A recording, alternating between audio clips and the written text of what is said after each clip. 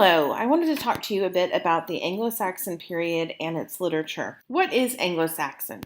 So the term Anglo-Saxon is used to designate the Germanic tribes who migrated to Britain during the 5th and 6th centuries AD. The Anglo-Saxon period denotes the era of English history from about 449 to 1066 AD. It typically ends with the Battle of Hastings in 1066 AD. This term is also used to describe the language which we now call Old English. Anglo-Saxon stories.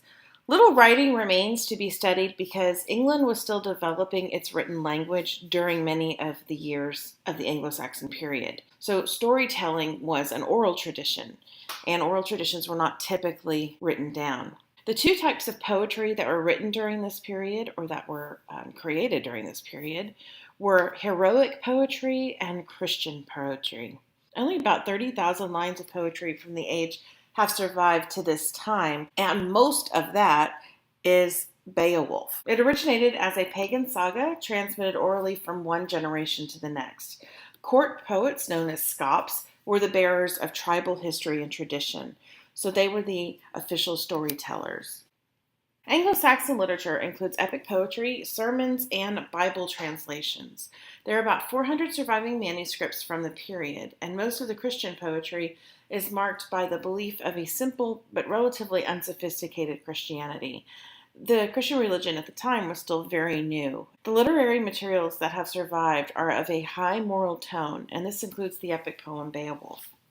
Among the most important works of this period is the poem Beowulf, which has achieved national epic status in England. Anglo-Saxon literature began with spoken verse or songs such as poems or epic poems. The purpose of this literature was to pass along tribal history and values to a population that could not read or write. Warriors would gather in mead halls, so think of an ancient form of a pub, where poems or songs were recited for hours or even days as a form of entertainment or ceremonial occasions. Literature such as epic poems shows the influence of Christianity and pagan beliefs, such as the freedom of decision-making and fate handling matters of life and death. So let's talk a little bit about the Christians and the pagans. So the clash between the Christian beliefs and the pagan religion are key in Anglo-Saxon literature. Christians believed in one God and in heaven. They also believed in free will and choice. Pagans believed in many gods and fate. And this is where we have the biggest conflict. Everything in life was predetermined and nobody had control over it, and that's what fate is.